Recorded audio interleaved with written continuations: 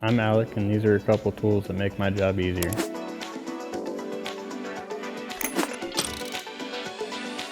Alright, this is a mini torch. Just a butane lighter, essentially. All of our electrical connectors have heat shrink built into them. So after you crimp them on, you use this and that seals the connector so none of the wires are exposed. This is a transmission input shaft. This is normally attached to a transmission and it sticks out the front of it and goes to the engine. This rides in the pilot bearing in the flywheel. In the middle, you have the pressure plate, the clutch plate, intermediate plate, and another clutch plate. And the splines have to be perfectly lined up because when you put the transmission in, if they're not, it'll get stuck when you try to put the actual transmission input shaft in.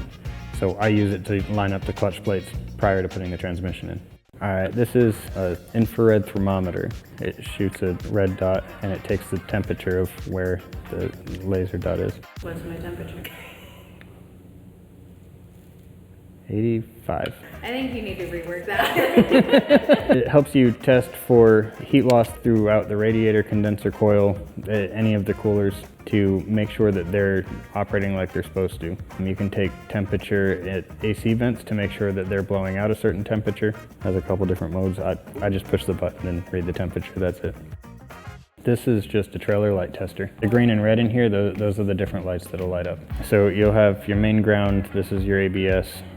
It'll have your marker lights and tail lights, and then right and left turn, and then brake light. So I can plug it into the trailer plug on the back of a truck on this side, and then I can plug this side into the green cord that comes off of the back of the truck. I can test first to see if the truck is putting out the power, and then I can test to make sure all of the power made it through the line to the trailer.